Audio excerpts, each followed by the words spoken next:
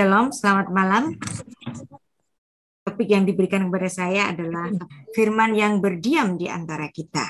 Dari Yohanes 1 ayat 14. Dan saya akan mengajak semuanya membaca dari mulai ayat 1.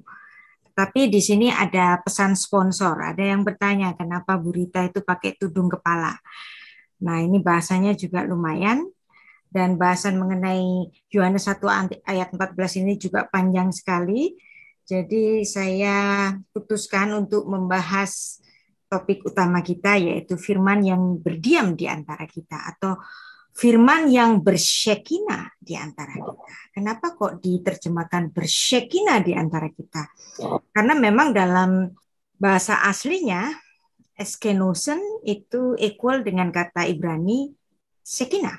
Injil yang sangat Yahudi, kalau kita belajar di STT itu biasanya Injil Matius ditujukan kepada orang Yahudi, Injil Markus ditujukan kepada orang Romawi, dan seterusnya ya. Tetapi sebenarnya kalau dibaca dari naskah-naskahnya, Injil yang sangat Yahudi adalah Injil Yohanes. Habrit, Hakadasya, Alpi Yohanan, Perek Alef. Alkitab kita dibuka dengan satu ayat yang sangat luar biasa, dan ini ayat yang sangat monumental sekali. Kejadian 1 ayat 1. Pada mulanya Allah menciptakan langit dan bumi. Bereshit bara Elohim et hashamayim ve'et haaretz. Nah, kalau Anda membaca dalam bahasa Yunaninya di sini enarchi, ya ada pada mulanya. Ayat ini sebenarnya equal dengan apa yang ditulis oleh Rasul Yohanes pada Yohanes pasal 1 ayat 1. Pada mulanya adalah firman. Firman itu bersama-sama dengan Allah, dan firman itu adalah Allah. Antara Kejadian 1 ayat 1 dan Yohanes 1 ayat 1, dua-duanya itu dimulai dari kata Ibrani bereshit, atau dalam bahasa Yunaninya itu enarchi. Kenapa demikian? Karena memang Kejadian pasal 1 dan Yohanes pasal 1 itu sebenarnya ada paralelnya. Nah, ayat kedua, ia pada mulanya bersama-sama dengan Allah. Dan kemudian ayat 3 ini dahsyat. Ini equal dengan atau paralel dengan Kejadian 1 ayat 1 tadi. Bereshit bara. Nah, kata bara itu termaktub dalam ayat 3 ini. Kata menciptakan, Allah yang menciptakan, itu paralel dengan ayat 3. Segala sesuatu dijadikan oleh Dia, dan tanpa Dia tidak ada satupun yang telah jadi dari segala yang telah dijadikan. Jadi Anda lihat di sini dasar teologisnya itu jelas. Pada mulanya ada firman. Firman itu adalah Allah, dan Ia bersama Allah segala sesuatu dijadikan oleh Dia, dan tanpa Dia tidak ada sesuatu yang dijadikan. Nah, ini sangat mirip dengan apa yang ditulis dalam Kejadian 1 ayat 1. Pada mulanya ada Allah. Allah itu menciptakan, tanpa Dia tidak ada yang terjadi di dunia ini tanpa apa yang diciptakan oleh Allah kita. Nah, Kejadian 1 ayat 1 paralel dengan Yohanes 1 ayat 1 sampai 3. Kalau ini Anda membaca dalam naskah bahasa Ibraninya, itu akan sangat mirip sekali, dan ini menarik kalau Anda mempelajari sastra bahasa Ibrani. Yohanes 1 ayat 3, segala sesuatu dijadikan oleh Dia, dan tanpa Dia tidak ada sesuatu yang telah jadi, segala yang telah dijadikan. Hakol niyah al yado, umi baladai, lo niyah, kol asher niyah. Gak ada selain lainnya dari Dia yang menciptakan. Kejadian 1 ayat 1 paralel dengan Yohanes ayat 1 sampai 3. Dan ini ternyata Yohanes bicara tentang siapa? Tentang Allah itu sendiri, Allah yang inkarnasi. Dan yang inkarnasi menjadi bayi yang nanti Dia ungkapkan pada ayat ke-14 itu, ternyata Dia adalah Sang Pencipta. Segala sesuatu dijadikan oleh Dia. Tanpa Dia tidak ada ya sesuatu yang telah dijadikan. Ini lagi-lagi equal lagi dengan Mazmur 33 ayat 6 atau 9. Sebab Dia berfirman, maka semuanya jadi. Dia memberi perintah, maka semuanya ada. Oleh firman Tuhan, langit telah dijadikan oleh nafas dari mulutnya segala tentaranya. Mazmur 33 ayat 6. Bicara mengenai firman yang menciptakan. Jadi firman bukan sekedar kata-kata, tetapi dia lebih kepada satu firman yang memiliki kuasa untuk menjadikan. Dan firman itu adalah Allah. Yohanes 1 ayat 1. Dan tidak ada selain lainnya daripada Dia yang menciptakan. Ini juga paralel dengan syahadatnya orang Yahudi. Dengar, hai orang Israel. Tuhan itu Allah kita, Tuhan itu Esa. Shema Israel, Adonai Elohim, Adonai Echad. Kemudian kita teruskan ayat keempat. Di dalam Dia ada hidup dan hidup itu adalah terang manusia. Terang itu bercahaya di dalam kegelapan dan kegelapan itu tidak menguasainya. Datanglah seorang yang diutus Allahnya. Namanya Yohanes. Ia datang sebagai saksi untuk memberi kesaksian tentang terang itu supaya oleh Dia semua orang menjadi percaya. Ia bukan terang itu, tetapi ia harus memberi kesaksian tentang terang itu. Terang yang sesungguhnya yang menerangi setiap orang sedang datang ke dalam dunia. Sang terang itu datang kepada dunia. Yang datang ke dunia ini, Dia sang firman dan Dia sang terang. Dan ini juga equal dengan atau paralel dengan Kejadian 1 ayat 3. Yehi or fayehi or. Berfirmanlah Allah, jadilah terang-terang itu jadi. Nah, kalau Anda membaca ini dalam bahasa Indonesia atau dalam bahasa Inggris ini agak ambigu. Seperti Tuhan itu menciptakan terang. Tapi kalau Anda membaca ini dalam bahasa asli Ibrani, Anda akan melihat di sini ada kata jasif di sini. Vayomer Elohim yehi or vayehi or. Di sini nggak ada kata bara. Jadi terang itu adalah atribut Allah. Maka kalau terang itu atribut Allah, berarti Dia ada bersama-sama dengan Allah. Karena Dia adalah atribut Allah. Jadi terang itu tidak dijadikan. Kalau kita membaca ini dalam bahasa Indonesia, ini bisa ambigu. Seolah-olah Tuhan menciptakan terang atau menjadikan terang.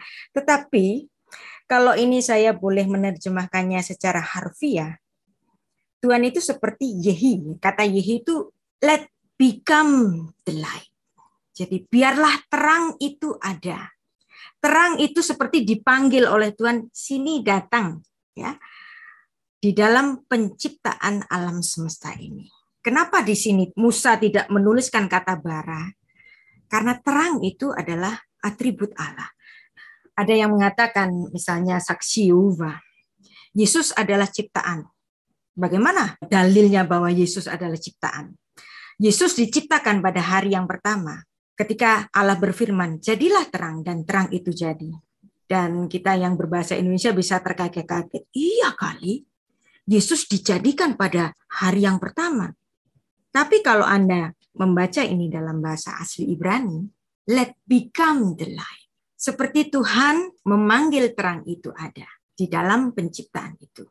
Jadi tidak menggunakan kata bara atau tidak menggunakan kata cipta, karena terang itu adalah atribut Allah. Jadi kalau seandainya Anda berdebat dengan orang saksi Yehova dan mengatakan Kejadian 1 ayat 3 sebagai dalil penciptaan Yesus Kristus, ini nggak masuk akal.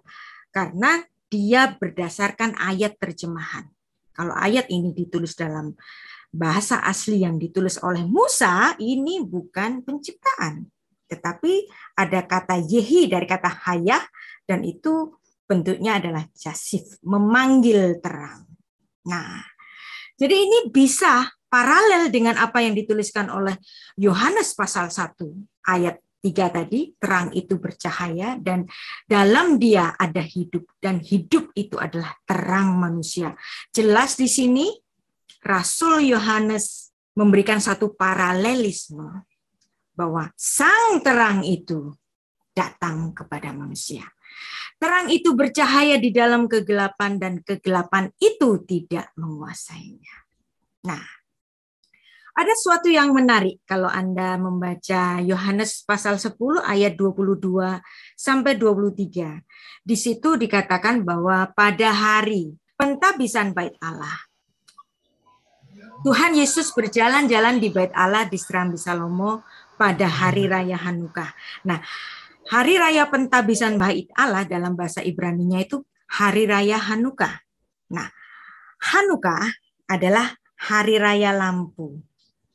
Saya akan memberikan satu dalil yang pertama. Mungkin Anda nggak setuju. Nggak apa-apa Anda nggak setuju. Anda boleh mendebat saya nanti ya. Bahwa sebenarnya hari kelahiran Yesus Kristus, 25 Desember, yang biasanya dibully oleh orang-orang yang anti Natal, bahkan ada beberapa dosen-dosen SDT sendiri meyakini bahwa 25 Desember adalah hari dari kelahiran Dewa Matahari. Nah, sebenarnya itu adalah tuduhan dari Paul Ernst Jablonski, seorang teolog Jerman yang baru muncul pada abad ke-18. Sebenarnya, tanggal Yesus lahir adalah benar, 25 Desember. Nanti saya akan memberikan bukti-buktinya karena keimanan kita bukan sekedar keimanan yang percaya-percayaan gitu saja. Keyakinan iman kita dikonfirmasi oleh keyakinan historis. Nah, seandainya saya mengatakan Hari Raya Hanukkah itu equal dengan 25 Desember karena itu equal dengan 25 bulan Kislev kalender Yahudi, saya akan ditanya, mana dasarnya? Nanti akan saya memberikan dasarnya dari tulisan-tulisan Bapak Gereja. Nah, orang-orang dari teolog-teolog Barat yang mengatakan bahwa 25 Desember adalah kelahiran Dewa Matahari, mereka tidak membaca dokumen-dokumen dari Gereja Ortodoks. Kalau Anda membaca dari dokumen-dokumen dari Gereja Ortodoks, tulisan-tulisan dari Hippolytus, Anda akan tahu bahwa 25 Desember adalah benar kelahiran Yesus Kristus dan itu adalah hari raya lampu, hari raya cahaya. Tuhan memilih hari raya terang sebagai kelahirannya. Nah, sumber historis gereja purba ada enggak sih? Nah, Natal 25 Desember kalender Gregorian atau kalender Romawi dan Natal 6 Januari yang dirayakan oleh kaum ortodok itu sebenarnya adalah 25 Desember juga. Hanya saja mereka menggunakan kalender Julian. Sehingga ada perbedaan hari sekitar 12 atau 13 hari. Nah, maka ada perbedaan kalau gereja dari barat, turunan dari barat termasuk Protestan, termasuk karismatik itu merayakan Natal pada 25 Desember. Sedangkan saudara tua kita kalangan ortodoks merayakan Natal sama sebenarnya 25 Desember, tetapi 25 Desember kalender Julian. Sehingga itu jatuh pada kalender Gregorian itu 6 Januari. Dan ternyata 25 Desember ini equal dengan Hanukkah yang jatuh pada 25 Kislev, kalender Yahudi. Nah, di mana dasarnya? Ngawur. Asal. Justru yang mengatakan bahwa Natal adalah kelahiran Dewa Matahari adalah mereka yang ngasal. Saya akan memulai dengan catatan-catatan Bapak Gereja Purba sebagai saksi sejarah. Betul enggak sih 25 Desember itu sebagai kelahirannya dan Tuhan memilih hari raya terang, hari raya lampu, karena sang terang itu datang ke dalam dunia.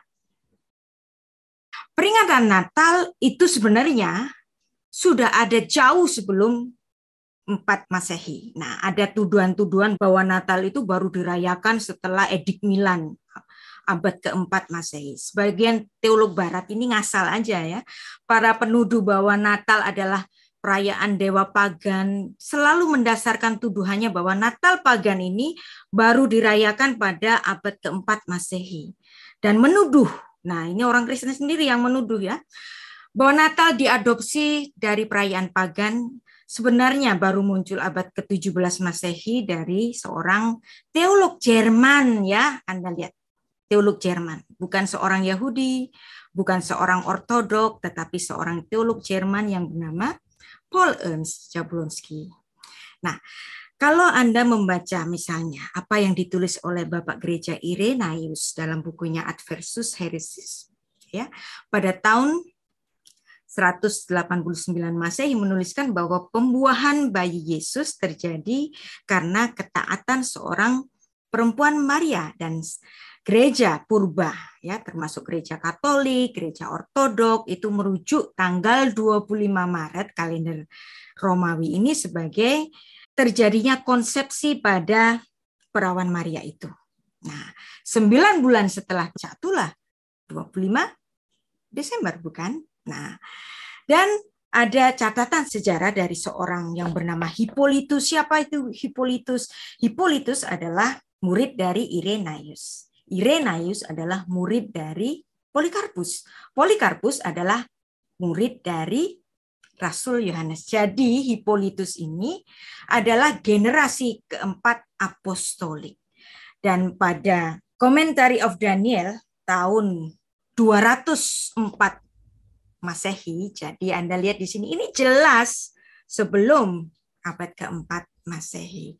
Dia menuliskan sesuatu yang sangat luar biasa, bahwa Yesus Kristus itu lahir 8 hari sebelum kalender Januari. Egeneto pro octo kalendon Januarion. Nah, Anda lihat di sini, egeneto. Nah, ya, Anda bisa dilihat di sini, egeneto pro octo kalendon Januarion. Kelahiran Yesus Kristus itu 8 hari sebelum kalender Januari. Nah, kalau kalender Januari itu dimulai dari 1 Januari, berarti 1 Januari itu adalah hari ke-8 dari peristiwa Hanukkah itu. Nah, hari ke-8 kalau jatuh pada 1 Januari, berarti hari ke-7-nya 31 Desember, hari ke-6 30 Desember. Dan selanjutnya nanti akan melihat bahwa 8 hari sebelum 1 Januari adalah 25 Desember. Ini menarik sekali. Hippolytus, murid dari Irenaeus, sengaja menulis Yesus Kristus itu lahir 8 hari sebelum kalender Januari. Kenapa 8? Kenapa dia nggak simpel aja nulis 25 Desember? Kenapa dia nulis 8 hari sebelum kalender Januari? Ini adalah untuk menjawab tuduhan-tuduhan dari teolog-teolog barat yang mengatakan bahwa bapak-bapak gereja itu sudah terpengaruh dengan paganisme Romawi. Justru ketika gereja itu dihimpit atau dianiaya oleh Kekaisaran Roma pada abad pertama sampai abad ketiga, Hippolytus tidak meninggalkan identitasnya sebagai murid Yesus yang adalah seorang Yahudi. Kenapa dia memilih angka 8? Karena angka 8 adalah angka penyunatan. Jadi ketika Bapak gereja dituduh oleh banyak orang menyerap budaya pagan, justru Hippolytus di sini menunjukkan identitas keyahudian Yesus Kristus. Kenapa dia memilih angka 8? Karena di angka 8 pada hari yang ke-8 Yesus itu disunat. Dan menurut orang Yahudi, pada hari yang ke-8 seorang laki-laki itu diberi nama dan kehidupannya mulai diperhitungkan. Jadi jelas 25 Desember bukan ditemukan baru abad keempat, tetapi sejak tahun 204 Masehi, Hippolytus sudah menuliskan 25 Desember yang secara eksplisit dia menuliskan egeneto pro octo kalendon Januarium. Ini adalah bukti sejarah. Dan ini nggak boleh diabaikan. Dan hanya mendengar tuduhan-tuduhan bahwa itu pagan, itu pagan, itu pagan. Dokumen-dokumen dari saudara tua kita, entah itu Katolik Roma maupun Ortodoks, semuanya secara seragam mengatakan bahwa 25 Desember adalah hari kelahirannya. Nah, bagaimana dengan tahun kelahirannya? Menurut catatan dari Yosefus, Herodes yang agung itu meninggal pada tahun 4 sebelum Masehi, bulannya itu adalah bulan Maret. Nah, pastilah Yesus itu lahir sebelum Herodes agung ini meninggal. Ini adalah bukti yang sekunder dan ini luar biasa sekali. Anda lihat di sini, 25 Kislev adalah hari raya Hanukkah. Dan itu ternyata, Anda lihat di sini, equal dengan 25 Desember 5 sebelum Masehi. Nah, 8 hari ketika penyunatannya itu jatuh pada Januari tanggal 1, 4 sebelum Masehi. Nah, kalau Yosefus menuliskan bahwa Herodes itu mati pada Maret tahun 4 sebelum Masehi, bukankah ini equal? Anda lihat di sini 25 Kislev, hari raya Hanukkah, kelahiran Yesus 25 Desember. 25 Kislev tahun 3757 kalender Yahudi itu equal dengan 25 Desember tahun 5 sebelum Masehi kalender Romawi. Wow. Ternyata bukti awal Hippolytus tahun 204 bisa dibuktikan dengan perhitungan ini. Ini memang bukti sekunder. Bukti primernya tetap tulisan-tulisan dari Bapak Gereja. Ya, salah satunya ini. Bukan kebetulan bahwa Hanukkah itu diperingati selama 8 hari. Nah, kalau Yesus lahir pada hari pertama Hanukkah, hari ke-8-nya adalah hari penyunatannya. Sesuai dengan apa yang ditulis oleh Hippolytus, Egeneto pro octo kalandon Januarion.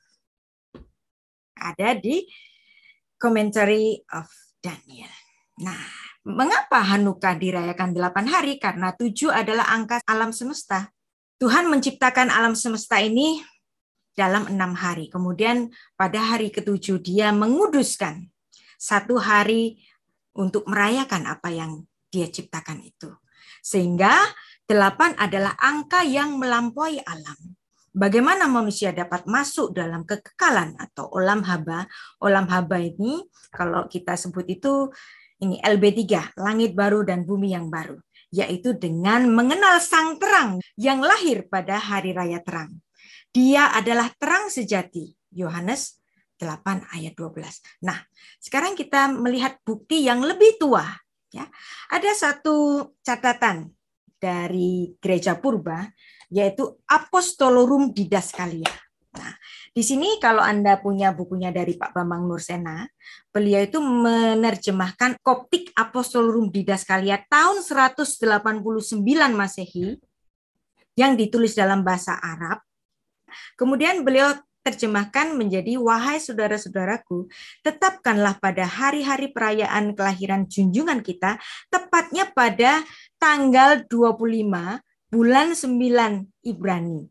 Nah, bulan 9 adalah bulan Kislev atau tanggal 29 bulan keempat Mesir. Nah, jelas Apostolorum Didaskalia Koptik ya, di sini saya juga punya ini. Koptik Apostolorum Didaskalia yang menuliskan bahwa Yesus lahir pada tanggal 25 bulan 9. Bulan 9-nya Yahudi.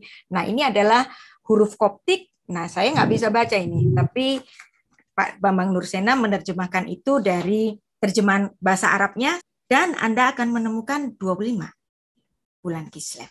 Nah, dan juga Anda bisa membacanya melalui online. Di sini ada Syriac Apostolorum Didaskalia yang sudah diterjemahkan dalam bahasa Inggris, atau Anda juga bisa membeli bukunya Apostolorum Didaskalia. Jelas juga menulis bahwa kelahiran Yesus itu adalah tanggal 25 bulan 9. 25 bulan 9 adalah Kislev, dan itu adalah tanggal Hanukkah. 25 Kislev 3757 equal dengan 25 Desember tahun 5 sebelum Masehi.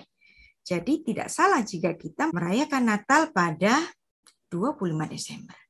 Karena itu adalah hasil konversi dari kalender Yahudi 25 Kislev 3757 menjadi 25 Desember 5 sebelum Masehi.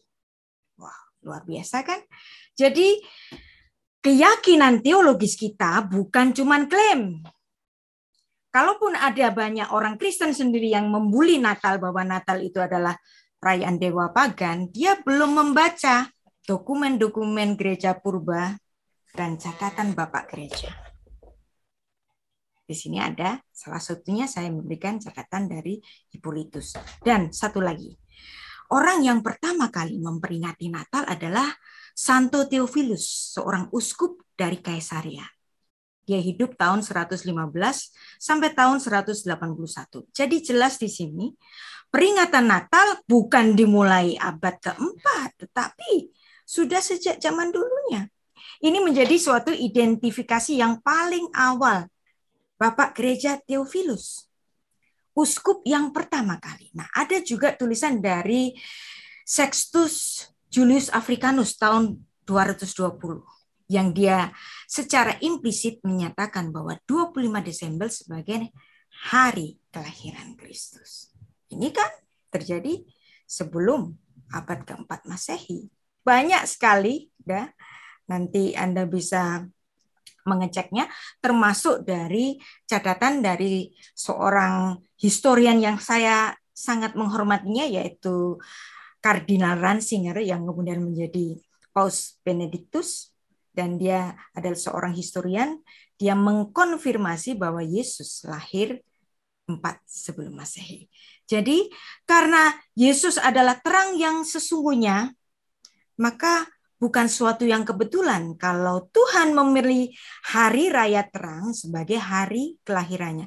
Maka kalau kita membuat pohon terang pada setiap hari Natal, sebenarnya itu adalah serapan dari tradisi Hanukkah di dalam kekristenan kita. Maka orang-orang Yahudi yang percaya Kristus menyebut Hanukkah campur Christmas itu sebagai Krismuka.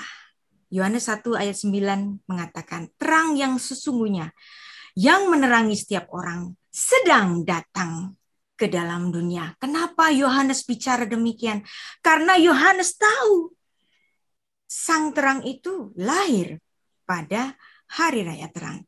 Ia telah ada di dalam dunia dan dunia dijadikan olehnya. Tetapi dunia tidak mengenal dia. Ia datang kepada milik kepunyaannya, tetapi orang kepunyaannya itu tidak menerimanya. Ini adalah suatu ironis yang dimana Tuhan, sang pemilik alam semesta ini, datang ke dunia yang adalah miliknya, yang adalah diciptakannya, tetapi dunia ini tidak mengenalnya. Dan terlebih lagi, Yohanes 1 ayat 11. Ia datang kepada milik kepunyaannya, tetapi orang kepunyaannya itu tidak menerimanya. Ini kalau Anda baca di dalam bahasa Ibrani itu sangat menarik. Hubah beshelo. Dia datang di dalam kepemilikannya. Fa'asher hema lo kifluhu. Tetapi orang yang dimilikinya itu tidak menerimanya. Suatu hal yang sangat ironis sekali. Dan penolakan ini juga bukan hanya terjadi pada saat kelahirannya. Penolakannya ini juga terjadi pada saat ia melayani. Bukankah dia anak tukang kayu? Kok bisa hebat begitu? Bukankah ibunya saya kenal? Bukankah saudara-saudara yang saya kenal? Enggak mungkin dia adalah Allah yang inkarnasi. Enggak mungkin dia Mesias yang dijanjikan. Banyak sekali orang-orang yang sekampungnya justru tidak menerima Yesus sebagai Mesias yang dijanjikan. Kenapa? Karena alasannya itu simpel doang. Karena kamu sekampung sama aku. Kalau kamu datang dari jauh gitu, mungkin aku bisa percaya.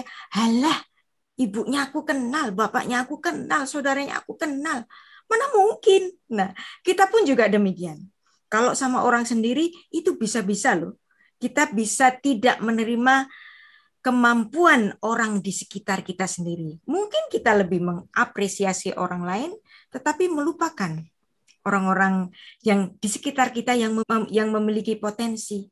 Enggak cuman kita, Tuhan sendiri juga diperlakukan demikian. Dia datang kepada milik kepunyaannya, tetapi orang kepunyaannya itu tidak menerimanya. Huba beshelo va'asher hema lo kipluhu. Dan ini terjadi pada saat kelahirannya. Yang tahu justru orang yang dari jauh. Orang yang dekat-dekat Yesus nggak tahu. Orang Majus bertanya, di manakah raja orang Yahudi yang baru dilahirkan itu? Kami telah melihat bintangnya di timur, dan kami datang untuk menyembah dia yang jauh-jauh datang dari negeri yang jauh. Orang Majus, mereka tahu akan ada raja besar yang lahir sebagai raja orang Yahudi. Tetapi orang Yahudi nggak sadar. Dan ketika kali kedua Yesus dikenakan gelarnya sebagai raja orang Yahudi, siapa yang memperkenalkan? Seorang Pilatus. Yang tadi adalah orang Majus. Kemudian yang kedua seorang Pilatus. Ini loh raja kalian, raja orang Yahudi. Tapi mereka berkata apa? salibkan dia, salibkan dia. Jadi Anda lihat di sini, ketika gelar raja orang Yahudi itu dikenakan kepada Yesus, orang Yahudinya justru menolak dia. Jelas Yesus ditolak oleh orang-orangnya sendiri. Tetapi menariknya di sini, Pilatus menuliskan, inilah Yesus orang Nazaret, raja orang Yahudi. 2 kali ketika gelar raja Yahudi itu diberikan kepada Yesus, yaitu yang pertama pada saat kelahirannya, yang kedua adalah saat menjelang kematiannya, dua-duanya orang-orang di sekitarnya itu banyak yang tidak mengenal dia. Orang Majus dari timur lebih mengenal siapa yang akan datang ke dunia ini. Peristiwa Natal yang ditulis dalam Matius dan Lukas ini merupakan suatu kisah yang ironis. Pertama, yang mencari bayi Mesias bukan penduduk Yerusalem, tetapi siapa? Orang Goyim, orang non-Yahudi. Mereka adalah orang-orang Majus. Dan kemudian siapa? Golongan gembala. Nah, yang kedua kemudian Pilatus lebih mengenal bahwa Yesus adalah raja orang Yahudi. Ketika mau dikoreksi, yang aku tulis, biarkanlah begitu. Dia adalah raja orang Yahudi. Nah, kita teruskan pada ayat berikutnya. Yohanes 1 ayat 12-13. Tetapi semua orang yang menerimanya, ada yang nggak menerimanya, tapi masih ada yang menerimanya. Termasuk murid-murid Yesus yang 12 orang itu dan golongan 70 murid Kristus. Mereka juga orang-orang Yahudi dan mereka menerima Allah yang inkarnasi ini. Dan di situ dituliskan oleh Rasul Yohanes demikian. Tetapi semua orang yang menerima ia, diberinya kuasa supaya menjadi anak-anak Allah, yaitu mereka yang percaya kepadanya. Ayat 13, orang-orang yang diperanakkan bukan dari darah dan daging, bukan pula secara jasmani oleh keinginan seorang laki-laki, melainkan dari Allah. Nah, jadi semua yang menerima Kristus, raja orang Yahudi ini, akan mendapatkan hak sebagai anak-anak. Nah, sekarang kita masuk ke suatu bahasan yang sangat menggetarkan hati, yaitu inkarnasi. Firman itu telah menjadi manusia. Nah, ayat ke-14, ayat utama kita. Firman itu telah menjadi manusia dan diam di antara kita. Dan kita telah melihat kemuliaannya, yaitu kemuliaan yang diberikan kepadanya sebagai anak tunggal Bapa, penuh kasih karunia dan kebenaran. Nah, kalau kita membaca ini dalam bahasa Indonesia, kayaknya biasa. Kalau kita membaca ini dalam bahasa Inggris, kayaknya biasa. Maka kita perlu membaca ayat dalam bahasa asli. Jadi di sini kalau Anda membaca ayat ini dalam bahasa asli, ada kata yang sangat menarik. Ya, bahasa asli Yunaninya itu menulis eskenosen. Nah, kalau Anda menemukan kata eskenosen ini berasal dari kata Yunani skeno. Ya. Skeno itu apa sih? Nah, ternyata skeno itu kemah. Dan kata kemah ini kalau di bahasa Ibrani kan itu dengan mishkan. Atau syakan, mishkan. Ya, syakan. Nah, dari kata syakan itu muncul kata shekinah. Wow. Nah, kalau Anda membaca ayat bahasa aslinya eskenosen, berkemah, jadi bukan cuma tinggal atau dwell, tapi di sini jelasnya itu berkemah. Tuhan yang berkemah, Tuhan yang hadir di kemah, Tuhan yang hadir di dalam miskan, dan kata miskan ini berhubungan dengan kata Ibrani lainnya yaitu shekinah. Kalau ada shekinah berarti Tuhan berkemah di tempat itu. Nah, saudara-saudara kita umat muslim itu kan selalu berkata demikian. Semoga menjadi keluarga yang syakinah. Kenapa mereka lebih mengenal syakinah daripada kita orang Kristen mengenal syakinah? Seharusnya orang Kristen lebih mengenal syakinah daripada orang muslim. Karena kata syakinah itu ada di Yohanes 1 ayat 14. Maka kita jangan terlalu cukup untuk membaca ayat di dalam bahasa Indonesia ataupun bahasa Inggris. Ini kalau di bahasa Inggrisnya pun nggak ada gregetnya. Duel, tinggal. Bahasa Indonesia, diam, berdiam. biasa saja. Tetapi begitu Anda membaca ini eskenosen, Anda menemukan kata skeno, dan kata skeno itu equal dengan kata Ibrani syachan, ini sangat menggetarkan hati. Berarti di sini Yohanes bicara mengenai Allah yang bersyekinah. Kenapa dia memilih kata eskenosen, shekinah? Karena shekinah adalah hal yang sangat ditunggu-tunggu oleh orang Yahudi. Sekitar 400 tahun setelah pembuangan di Babel, itu ada masa silent. Dan di situ orang-orang Yahudi menunggu kapan lagi ada Shekinah. Yang dimana di masa Exodus itu kelihatan secara jelas penyertaan Allah. Ada tiang awan, ada tiang api. Ketika diberikan persembahan bakaran, api dari surga itu menyambar. Nah, itu namanya Shekinah. Tetapi ketika sejak pembuangan di Babel, ada masa 400 tahun. Sunyi senyap, tidak ada pernyataan Allah sama sekali. Dan orang-orang Yahudi menanti, kapan Tuhan ada Shekinah? Nah, di sini Rasul Yohanes mengatakan, kamu kan nunggu Shekinah kan? Itu sekarang ini ada Shekinah. Yaitu saat Tuhan itu inkarnasi ke bumi, berdiam, bersyekinah di antara kita. Nah, ini dahsyatnya Yohanes 1 ayat 14. Itulah mengapa saya mengatakan bahwa Injil Yohanes adalah Injil yang sangat Yahudi. Karena dia satu-satunya yang menggunakan kata Shekinah di dalam Injilnya. Dan Shekinah ini hanya ada di dalam pemahaman orang Yahudi tentang apa yang ditunggu mereka, Allah yang berkemah atau Allah yang menghampiri umatnya. Maka kalau kita berdoa, Tuhan hadirlah di tempat ini, Tuhan bersyekinahlah di tempat ini, maka keluarga kita akan menjadi keluarga yang sakinah. Nah, orang Kristen sesungguhnya seharusnya lebih mengenal kata sakinah daripada orang Muslim. Kok bisa sih orang Muslim lebih mengenal keluarga yang bahagia adalah keluarga sakinah, sedangkan kita tidak mengenal istilah keluarga bahagia itu adalah keluarga yang sakinah. Keluarga yang sakinah adalah keluarga yang di mana Allah itu bersyekinah di antara kita. Ya, inkarnasi adalah firman yang menjadi manusia. Nah, Anda lihat di sini Adam awal dan Adam yang akhir. Inilah paralelisme dari kitab Kejadian dengan Injil Yohanes. Ada Adam awal, ada Adam akhir. Firman itu telah menjadi manusia dan firman itu menjadi daging. Pada mulanya Adamah itu, tanah itu menjadi manusia, menjadi daging. Nah, sekarang pengenapannya Allah itu yang menjadi daging.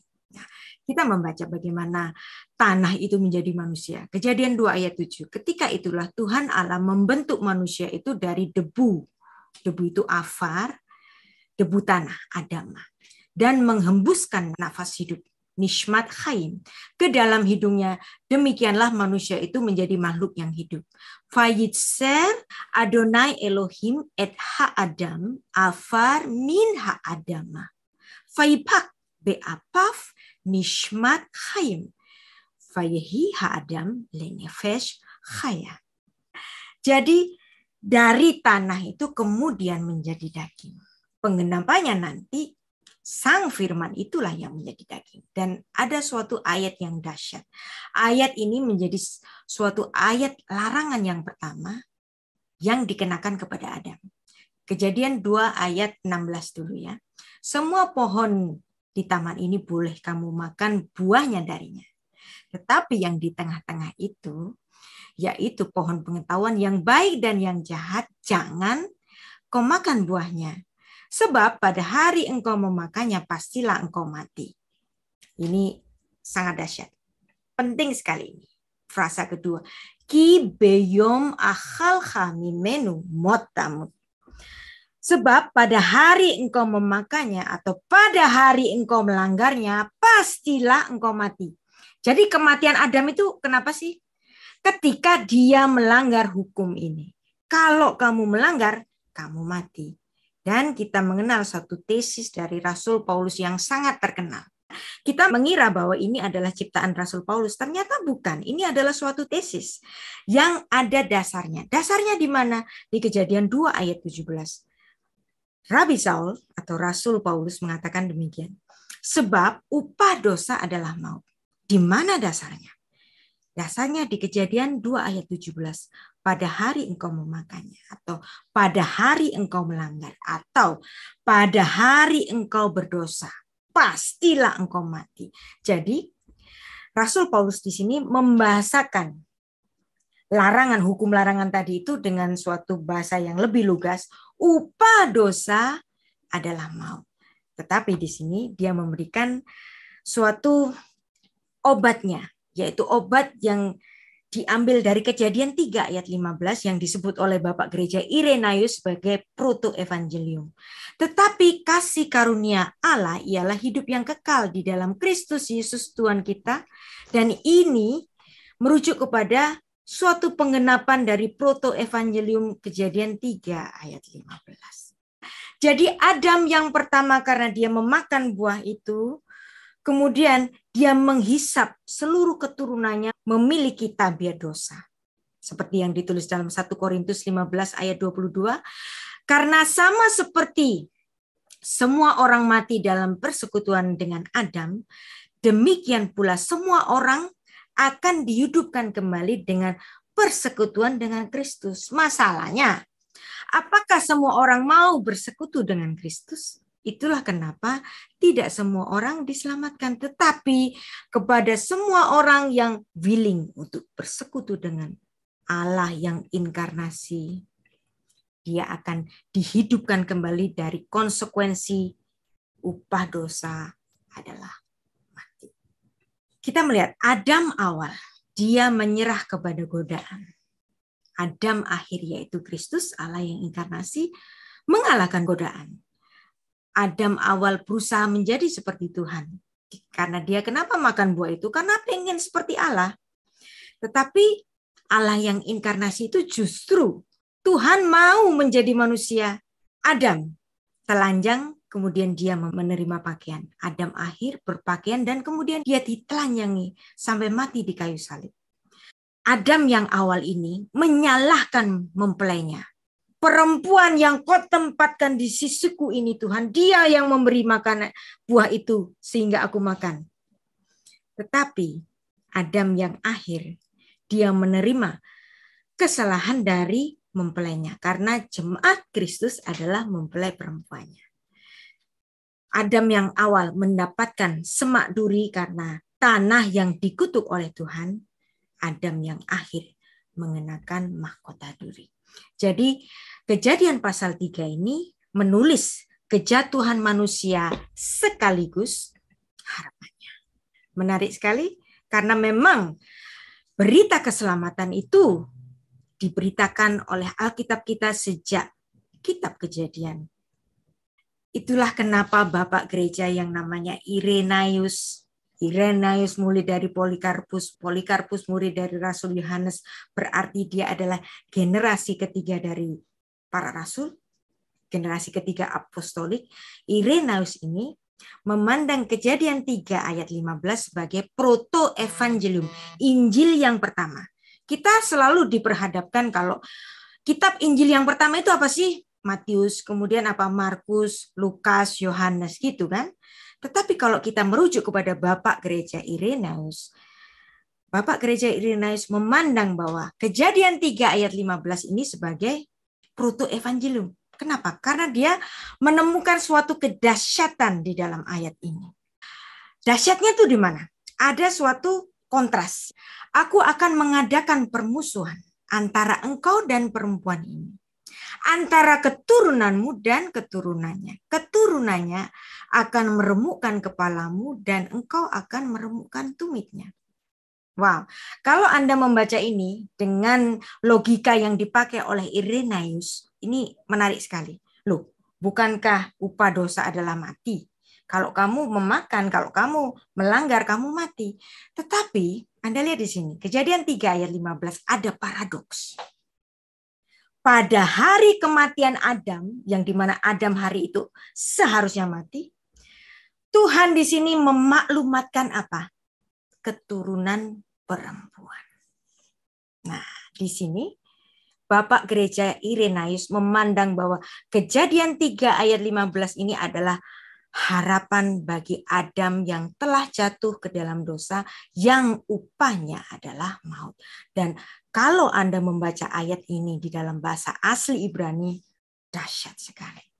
Karena Anda lihat di sini kata tumit, ada kata tumit di sini. Kemudian ada kata heal di sini. Nothing to do kalau kita membaca kata tumit. Termasuk bahasa Inggris heal. Apa urusannya dengan sejarah Israel? Tetapi kalau Anda membaca ini dalam bahasa asli Ibrani, Anda akan menemukan kata akef di sini. Nah, akef adalah akar kata dari nama leluhur orang Israel, yaitu siapa? Yaakov. Yaakov, Yakub, yang artinya menumit. Nah, di sini dikatakan ve'eva asid, dan permusuhan berdarah aku akan mengadakan antara engkau dan perempuan ini, antara keturunanmu dan keturunannya. Keturunannya akan meremukkan kepalamu dan engkau akan meremukkan si tumit. Nah, ada kata akef di sini. Kalau kita membaca dalam bahasa asli Ibrani, yang diremukkan itu siapa? Tumit. Siapa yang dimaksud tumit ini? Dia merujuk kepada keturunan dari si tumit. Dan ini adalah suatu nubuat yang pertama kali bahwa Yesus dilahirkan melalui bangsa yang diturunkan oleh seorang yang bernama Yakub yang juga bernama Israel. Jadi di sini nubuat tentang kelahiran Yakub itu sudah dinubuatkan ribuan tahun sebelumnya. Dan dari keturunan Yakub akan lahir sang pemberes dosa ini. Nah, ini dari kacamata Bapak Gereja Irenaeus. Lebih menarik lagi, Anda kalau membaca dalam Targum Jonathan. Siapa yang menerjemahkan Targum Jonathan ini? Dia adalah Jonathan ben Uziel. Siapa itu Jonathan ben Uziel? Dia adalah murid terbaik dari Beit Hillel. Nah, kemungkinan Yesus itu juga lulusan dari Beit Hillel ini. Dan Targum Jonathan ini yang diterjemahkan oleh Jonathan ben Uziel ini, usianya itu kemungkinan sejaman dengan Yesus Kristus. Dan menariknya ketika Jonathan ben Uziel ini menerjemahkan Tanah Ibrani, Kejadian 3 ayat 15 ke dalam bahasa Aram, Jonathan ben Uziel ini menambahkan kata malcha mesiha. Ini ada kata malcha, di sini mesiha dalam bahasa Aram. Ada dalam bahasa Inggrisnya, Anda lihat di sini, King Mesiha, Raja Mesias. Jadi bukan hanya Bapak Gereja Irenaeus yang memandang bahwa Kejadian 3 ayat 15 sebagai proto-evangelium. Seorang yang bernama Jonathan ben Uziel, orang Yahudi, memandang Kejadian 3 ayat 15 sebagai hatikva lamasya, sebagai harapan akan hadirnya Sang Mesias. Kalau kita menghayati apa yang terjadi pada Taman Eden, di situ kenapa? Kok Adam pada hari kematiannya, katanya kalau makan buah, pada hari engkau memakannya, pastilah engkau mati. Tapi apakah Adam mati hari itu? Ya memang, di kemudian hari Adam harus mati karena tanah yang dikutuk oleh Tuhan. Tetapi, kenapa Adam hari itu tidak mati? Karena di Taman Eden, Allah telah mengadakan tukar guling yang pertama. Dan di situ Tuhan sudah menempatkan dirinya sebagai Sang Juru Selamat. Seperti apa yang ditulis di dalam Yesaya 43 ayat 11. Akulah Tuhan dan tidak ada Juru Selamat yang lain selain daripadaku. Dan Tuhan sudah melakukan ini sejak di Taman Eden. Sehingga hari itu Adam tidak mati. Anochi Adonai. Ve'en mi baladai musia.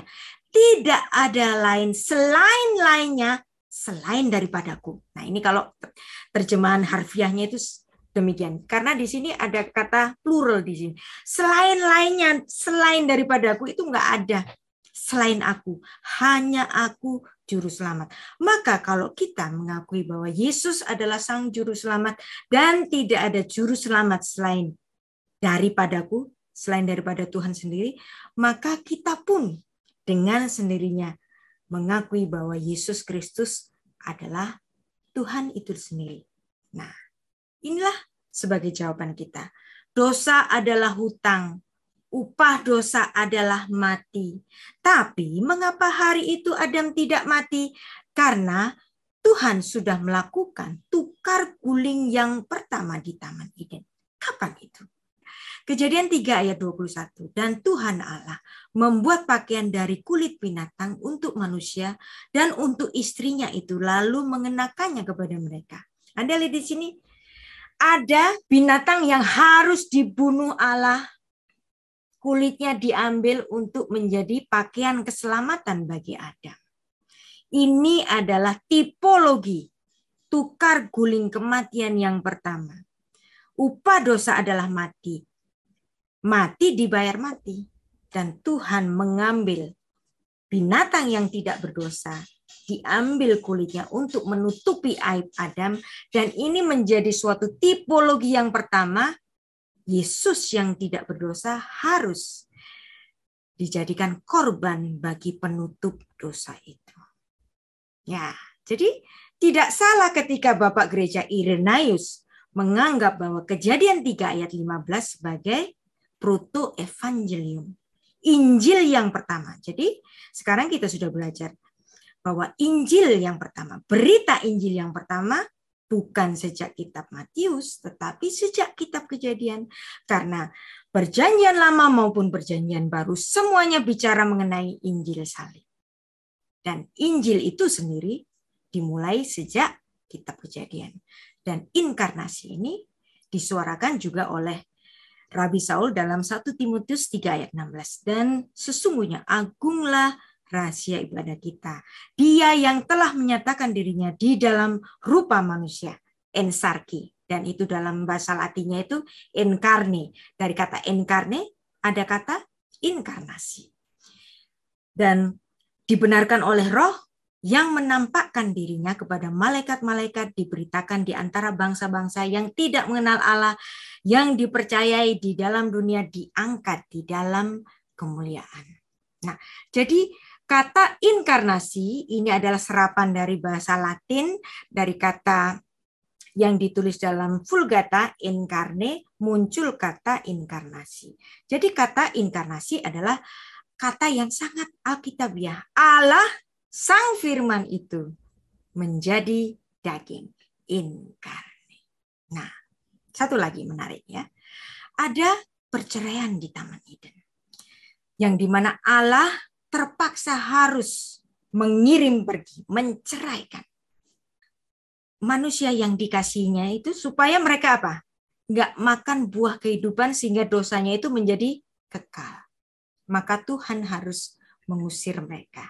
Nah, ketika Tuhan itu harus memberikan penghukuman, mengusir manusia itu, sebenarnya bukan karena kemurkaannya, tetapi justru karena Allah itu menangis. Ketika Adam berdosa, Tuhan berteriak bagaimana? Adam, di mana engkau? Ayeka. Sebagai Allah yang maha tahu, bukankah dia tahu bahwa Adam sedang bersembunyi? Tetapi kenapa Allah bertanya, di mana kamu? Di sini adalah suatu ungkapan bahwa Allah itu sebenarnya menangis. Dan ketika Allah itu harus menghukum, sebenarnya kalau ini dibaca dalam filsafat Yahudi ini sangat menarik. Karena bahasa Ibrani itu menyangkut juga filsafat Yahudi. Kata menghukum dalam bahasa Ibrani itu anas. Nah, kata anas kalau kita penggal begini itu menarik sekali. Kata ain itu artinya mata, nas itu artinya jatuh. Nah, kalau sampai Allah itu menghukum manusia karena matanya sedang melihat manusia yang jatuh. Dan di situ Allah menangis. Dikatakan dalam Kejadian bahwa Allah itu naham ketika manusia itu jatuh ke dalam dosa. Apa sih itu naham itu? Naham adalah grief, sedih yang harus dihiburkan. Nah, bahasan dari Kejadian pasal 6 itu akan sangat jelas sekali ketika Allah itu melihat manusia yang berdosa dan dia harus menghukum, Allah itu bersedih. Nah, kesedihan Allah ini juga terdapat pada ketika manusia itu diusir dari Taman Eden. Ya, Kejadian 3 ayat 23. Di sini ada kata perceraian yang pertama. Dan Tuhan Allah mengusir. Nah, kata mengusir dalam bahasa Ibrani-nya itu syalah. Kata syalah ini juga berarti menceraikan. Dan Tuhan Allah menceraikan dia dari Taman Eden. Dianya itu siapa? Adam. Supaya ia mengusahakan tanah dari mana tempat dia diambil. Ini ada kata perceraian yang pertama, ada kata syalah. Kemudian di dalam Kejadian 3 ayat 24, ada kata cerai lagi, ada kata garas. Garas ini artinya juga bercerai. Nah, di dalam bahasa Ibrani modern itu ada kata garusin. Nah, garusin itu dari kata garas di sini. Kata garusin itu merujuk kepada pasangan yang bercerai, namanya garusin. Nah, kata garas ini dipakai di dalam Kejadian 3 ayat 24. Dan ia menghalau dan ia menceraikan. Harfiahnya itu. Manusia itu di sebelah timur Taman Eden ditempatkannya lah beberapa kerub dan pedang yang menyala-nyala dan menyambar-nyambar untuk menjaga jalan ke pohon kehidupan. Tuhan harus mengusir manusia dan menariknya. Alkitab menulis 2 kali kata cerai. Itulah kenapa nanti di kitab Maleaki Anda akan menemukan bahwa Allah membenci perceraian. Apa sih susahnya Allah itu melarang perceraian? Kamu nggak boleh bercerai. Kalau kamu bercerai, kamu mati. Pada hari engkau bercerai, pastilah engkau mati. Kan gampang kan Tuhan untuk melarang orang bercerai. Tapi di sini Tuhan mengatakan, aku membenci perceraian. Seperti benci, seperti baper gitu. Kenapa Tuhan membenci perceraian itu? Karena dia mengingat apa? Peristiwa perceraian di Taman Eden, yang dimana saat itu Tuhan harus matanya melihat manusia yang jatuh dan dia itu sedang bersedih, dan dia harus menghukum, dan dia harus menceraikan. Maka ketika Tuhan melihat manusia itu bercerai, itu mengingatkan peristiwa di Taman Eden. Jadi Tuhan itu bukan Allah seonggok batu yang nggak punya perasaan. Allah itu seperti baper. Aku bersedih ketika kamu jatuh di dalam dosa Adam, sehingga aku harus membereskan hadir ke bumi. Jadi sekarang kita tahu, kapankah kata cerai terdapat di dalam Alkitab? Yaitu di dalam Kejadian 3 ayat 23 sampai 24. Ada kata bercerai. Nah, di situ Tuhan menempatkan malaikat kerubim untuk mengepakkan sayapnya, menghalau manusia itu agar jangan masuk dan makan apa?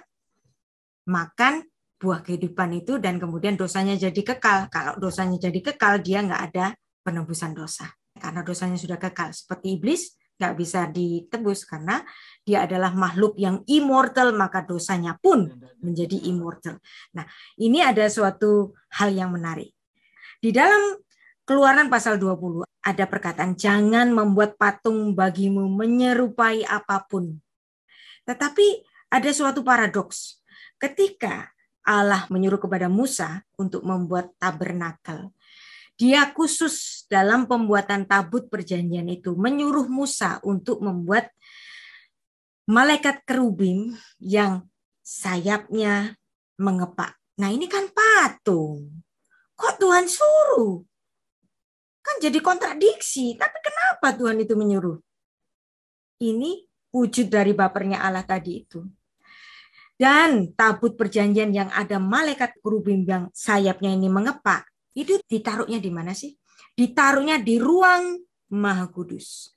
Bukan di halaman loh, tetapi di ruang Maha Kudus. Ini menunjukkan bahwa yang masuk di ruang Maha Kudus ini adalah imam besar saja. Dan imam besar itu menjadi suatu mediator antara Tuhan dengan umatnya. Jadi sedekat-dekatnya Musa atau sedekat-dekatnya Harun kepada Allah, mereka masih terhalang apa di sini? Malaikat kerubim. Seperti malaikat kerubim yang menutupi Adam agar jangan masuk ke Taman Firdaus tadi. Kenapa disuruh demikian? Jadi ini untuk menunjukkan Musa, kamu bisa bicara dengan aku seperti kepada teman. Tetapi sedekat-dekatnya kamu ada malaikat kerubim yang menghalangi antara kita. Sehingga kalau kamu memandang wajahku itu mati, maka aku hanya menunjukkan punggungku saja. Nah, Musa, sedekat-dekatnya Musa, bicara dengan Allah seperti kepada temannya, masih terhalang oleh malaikat kerubim. Dan ini suatu hal yang sangat luar biasa. Rasul Yohanes sangat tahu bahwa ada malaikat kerubim, patungnya itu di tabut perjanjian, yang di mana tabut perjanjian itu ada di ruang Maha Kudus. Itulah kenapa Yohanes 1 ayat 14 ini menjadi puncak dari kegirangannya. Dia mengatakan, dia sekarang berkemah di antara kita, bersyekina di antara kita. Nah, apakah sekarang kita itu terhalang oleh malaikat kerubim? Terhalang enggak sih? Ternyata enggak. Kok bisa enggak? Nah, ini luar biasanya. Dan ini sudah dipersiapkan Allah sejak sebelumnya.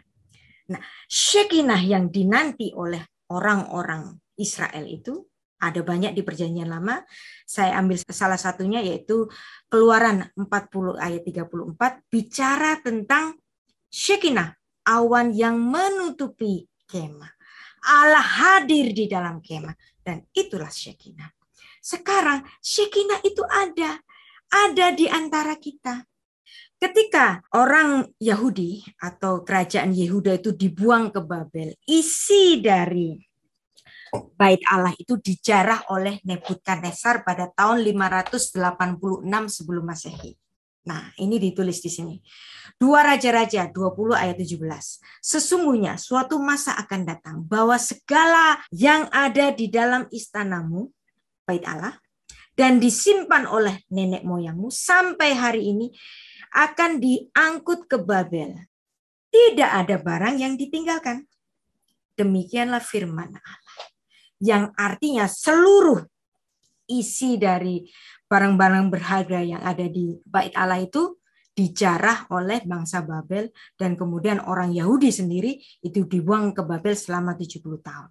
Yang artinya tabut Allah itu hilang. Nah, ketika orang Israel itu kembali ke tanah suci 70 tahun setelah itu, ada sih Bait Allahnya itu ada, dipugar lagi oleh Kores, kemudian ada perang, dipugar lagi oleh Herodes, tetapi tabut ini hilang. Tabutnya tetap hilang. Tabut perjanjian tetap hilang. Kenapa hilang? Karena memang Tuhan sengaja emang harus hilang. Karena nanti ada Allah yang inkarnasi yang di mana Maria, Yusuf, Simeon, Hana itu bisa menggendong Allah yang inkarnasi tanpa halangan dari malaikat kerubim. Wow, itulah kenapa tabut perjanjian itu dibiarkan hilang oleh kehendak Tuhan. Dengan cara siapa? Dengan cara menggerakkan kekuatan dari Babel, yaitu Nebukadnezar, untuk membuang tabut suci itu. Karena akan ada Allah yang inkarnasi yang tidak terhalang oleh malaikat kerubim, digendong sendiri oleh manusia yang memiliki tabiat dosa. Bukankah ini luar biasa? Dan itu dibaca oleh Rasul Yohanes sebagai suatu Shekinah. Dia sekarang berkemah, dia sekarang bersyekinah di antara kita. Tapi kamu gak kenal. Padahal dia diam di antara kita. Dan pada ayat 13 tadi sebelumnya, kepada semua orang yang menerimanya, dia disebut anak-anak. Dan kita yang menerima dia disebut sebagai anak Allah.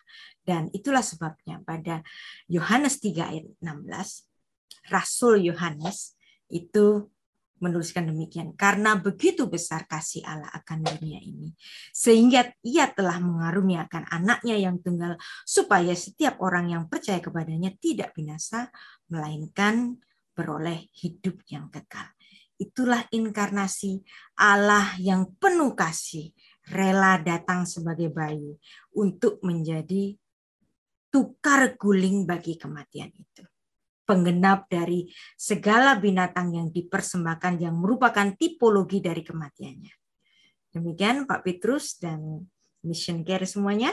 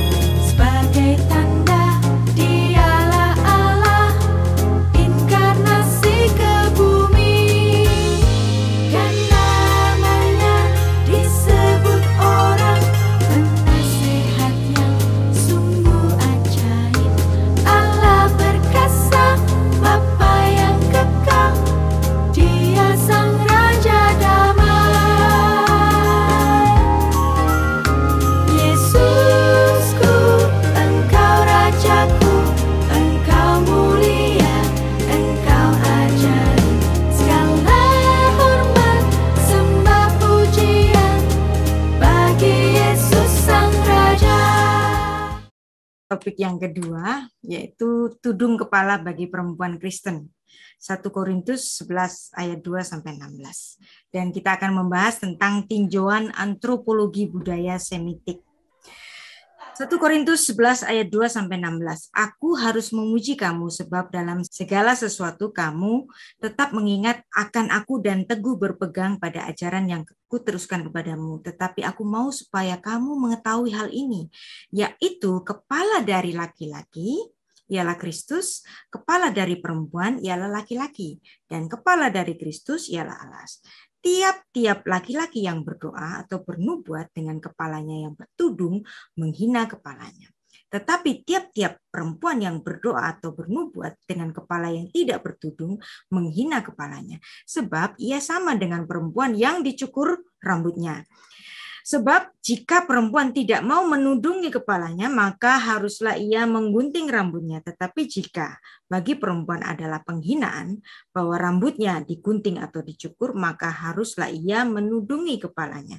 Sebab laki-laki tidak perlu menudungi kepalanya, ia menyinarkan gambaran kemuliaan Allah. Tetapi perempuan menyinarkan kemuliaan laki-laki.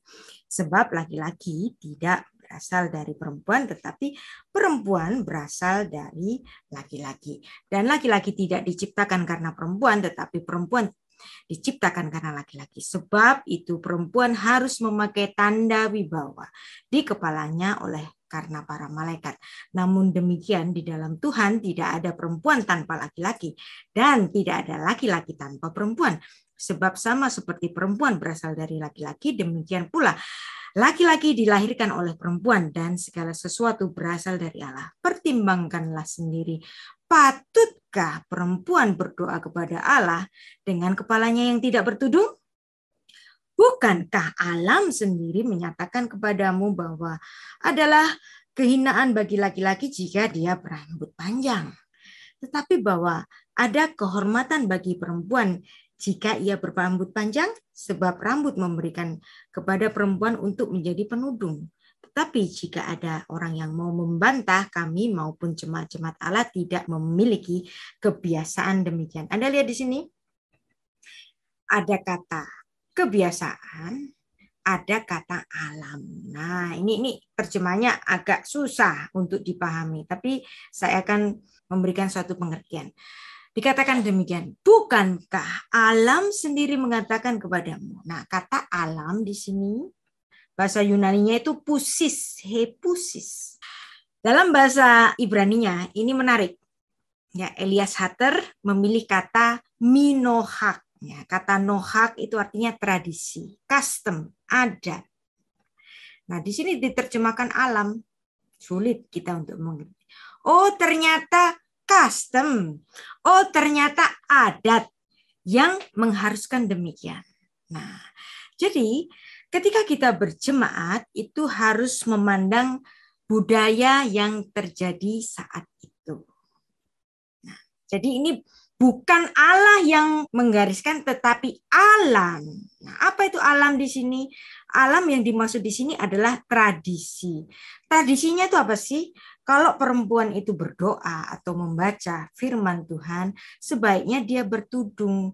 Jadi jelas di sini, Rabi Saul atau Rasul Paulus itu sedang bicara mengenai kata kalupto pada jemaatnya dalam artian tudung atau kerudung yang dipakai sebagai ketentuan adat atau budaya yang berlaku saat itu. Nah, jadi Alkitab itu syarat ditulis dengan kebudayaan setempat. Kalau kebudayaan setempat itu mengharuskan perempuan bertudung, ya pakai tudunglah, kata si Rasul Paulus. Jadi origin, jadi kita bicara mengenai custom, mengenai tradisi, mengenai kebudayaan. Origin Kristen itu berasal dari Timur Tengah, dari tanah suci Israel, bukan dari Eropa. Nah, kenapa orang Kristen di Indonesia itu kelihatan kaget kalau orang di gereja datang pakai kerudung? Karena utamanya penginjilan gereja-gereja di Indonesia ini adalah melalui misionaris-misionaris dari Barat. Sehingga mereka membawa kebudayaan Barat ke Indonesia. Nyanyi pakai piano, nah itu kan semua kebudayaan Barat. Pendetanya pakai jas, nah itu kan pakaian Barat. Nah ini nggak salah, bukan. Inilah namanya pusis. Oleh karena kekristenan itu dibawa oleh misionaris-misionaris dari Eropa, maka kita menganggap kekristenan itu beda banget dengan yang di Arab. Oh, Arab itu Islam. Kristen itu yang bule. Justru bukan. Kristen itu berasal dari Timur Tengah, dari tanah suci Israel. Di mana sih Israel itu? Di sini loh. Dia masuk di Asia loh. Eropa di sini, Afrika di sini, Australia di sini, Amerika di sini gitu ya. Jauh di sini gitu kan. Nah, artinya di sini kita bersama tahu bahwa kekristenan bukan bule. Nah, tapi kekristenan di Indonesia ini kan keminggris. Saya ingat kalau zaman dahulu itu, zaman masih orang bawa Alkitab, kalau bawa Alkitabnya King James itu, dia merasa stratanya lebih tinggi, kastanya lebih tinggi, karena membaca Alkitab berbahasa Inggris King James Version. Begitu bukan? Ya kan? Padahal Alkitab bahasa Inggris ataupun Alkitab bahasa Indonesia adalah sama-sama terjemahan. Nah, kalau mau gaya, ya bacalah bahasa yang asli gitu kan. Nah, karena kekristenan itu sudah identik dengan Barat.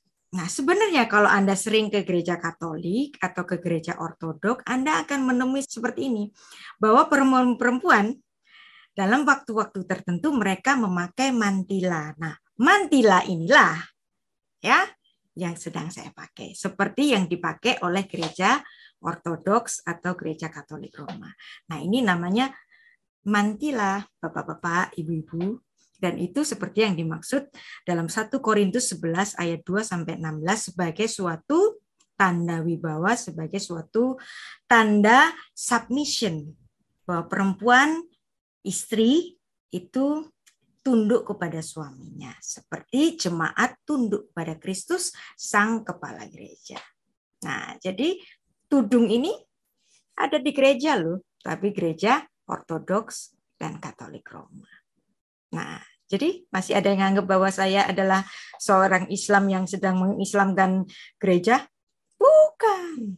Justru ini adalah sesuatu yang lazim di gereja Ortodoks. Nah, sekarang saya mau cerita yang lain lagi. Satu ya. Ini ada satu tren di Israel. Yahudi ultra ortodoks itu menggunakan burqa. Jadi burka itu ternyata bukan untuk orang Islam, tapi justru awalnya itu dipakai oleh orang-orang Israel. Ini bukan Islam, ini Yahudi ultra ortodoks. Nah, ini dipamerkan di Israel Museum di Yerusalem bahwa ada orang itu menggunakan menggunakan Still, when I want to leave the old city إن حياتي خلصت. شو مش راح أطلع على مطاعم، مش راح أسافر لبرا، مش راح أنبسط. Anda tahu di sini bahwa ternyata jilbab itu bukan identik dengan Islam. Nah, kapan-kapan kalau nanti setelah pandemi ya, Anda datang ke Israel, datang ke suatu pemukiman namanya Me'ah She'arim, yang dimana Jewish woman menggunakan pakaian seperti ini. Ini bukan di Afghanistan, ini ada di Yerusalem. Nah, ini menarik sekali ya. Nah, di Me'ah She'arim, suatu pemukiman yang arti harfiahnya itu 100 gerbang. Nah, satu lingkungan Yahudi yang salah satu yang tertua itu dihuni oleh kaum Yahudi Heredi yang dibangun oleh kaum Yusuf dari dinasti Sephardik. Dan Me'ah She'arim ini satu nama yang diambil dari Kejadian 26 ayat 12. Dan di pemukiman ini orang-orang perempuan Yahudi ultra ortodoks menggunakan pakaian seperti ini. Bukan Afghanistan. Agama Yahudi itu sudah ada 15 abad sebelum Masehi. Kekristenan ada pada awal Masehi. Islam baru ada abad 7 Masehi. Jadi duluan mana antara agama Yahudi, Judaism, kemudian Kristen, atau Islam? Nah, kalau di Afghanistan ada orang pakai burka dan orang Yahudi pakai ini, duluan mana dong?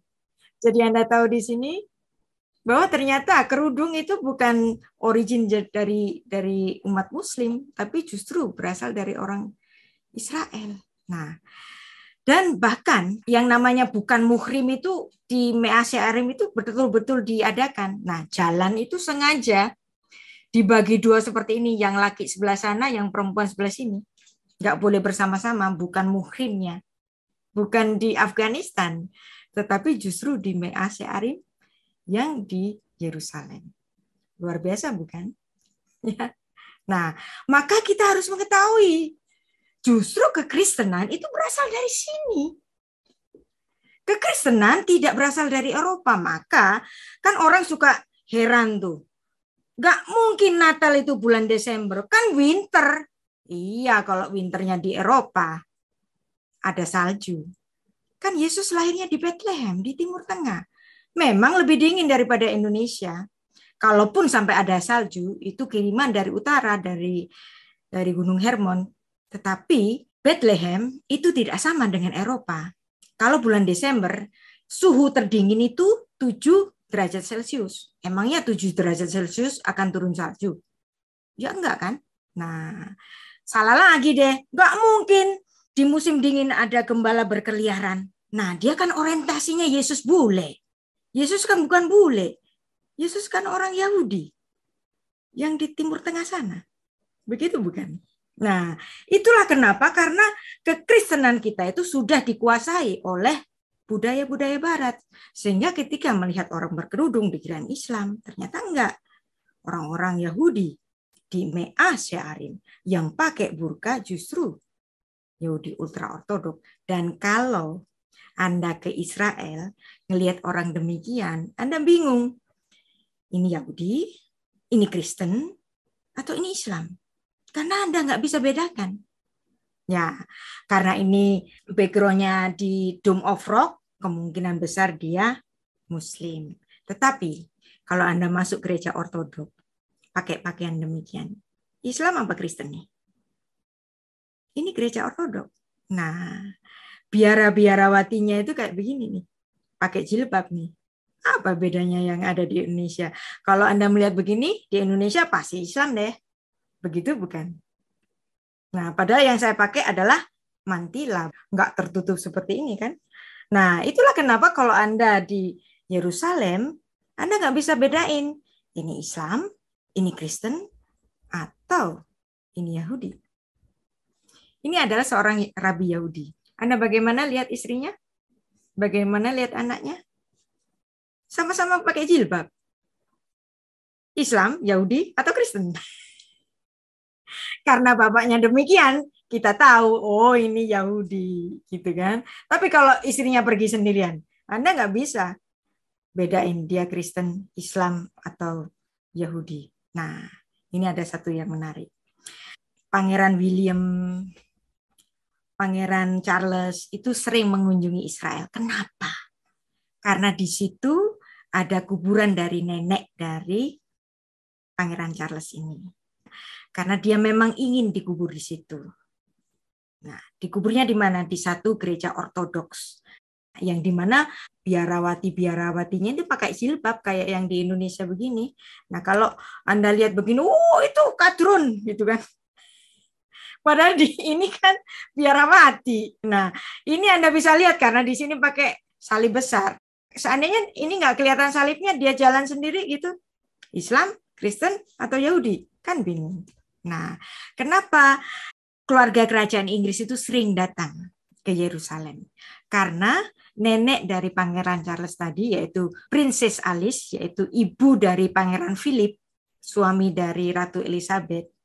Dia adalah seorang yang banyak sekali melakukan kegiatan-kegiatan sosial, terutama ketika orang Yahudi itu pada zaman Holocaust itu, dia banyak sekali membantu orang-orang Yahudi dan kemudian dia ingin tinggal di Tanah Suci dan kemudian membaktikan hidupnya sebagai seorang biarawati. Dan kemudian dia mati di situ dan dikuburkan di Yerusalem. Itulah sebabnya secara berkala Kerajaan Inggris selalu datang ke Yerusalem untuk mengunjungi makam dari ibu dari Pangeran Philip ini. Nah, Anda lihat biara-biara yang ada di dalamnya pakai jilbab. Nah, bagaimana dengan Princess Alice sendiri? Ternyata dia juga pakai jilbab. Ini kan Princess Alice. Dia juga pakai jilbab. Ya kan? Jadi jilbab itu Kristen, Islam, atau Yahudi? Kalau Anda di Yerusalem, bingung. Nggak bisa lihat.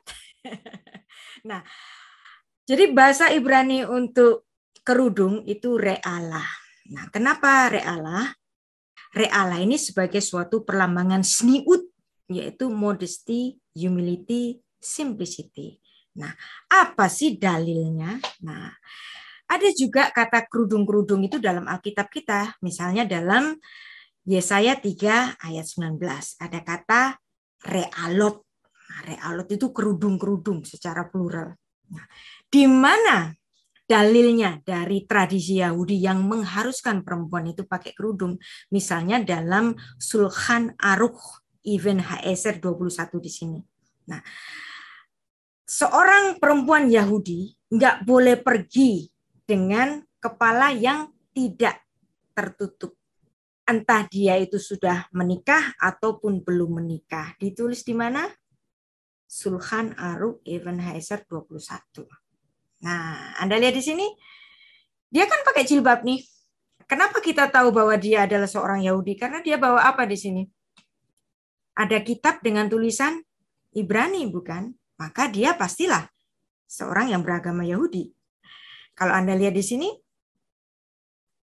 istri dari seorang rabi Yahudi ini pakai jilbab, tertutup juga mulutnya, ya kan? Nggak kelihatan. Nah, di sini para biarawati-biarawati juga pakai jilbab. Kita tahu dia Kristen kenapa? Karena bawa salib. Begitu bukan? Jadi tudung kepala ini bagi perempuan sebagai tanda dari kerendahan hati. Nah, kalau Anda lihat di sini, ini semua adalah gambar-gambar dari biarawati yang ada di Yerusalem dan ini ada di pameran di Museum Israel di Yerusalem dan mengundang orang-orang asing untuk mengenal. Di Me'ah Si'arim ada begini loh, ada orang yang tertutup dibungkus untuk Yahudi-Yahudi ultra ortodoks. Katolik kayak begini, Yahudi Ortodok kayak begini, kemudian Ortodok Kristen, nah seperti ini, Islam kayak begini, mirip banget kan. Terus kemudian ada Jainisme kayak begini, orang Kristen pakai jilbab kayak begini, Hindu pakai tudung kepala, ini juga pakai demikian. Jadi tudung kepala itu tidak melulu punya Yahudi, Kristen, Islam. Orang Sikh juga pakai tudung kepala, bukan? Orang Zoroaster juga pakai tudung kepala. Dan agama-agama lain juga.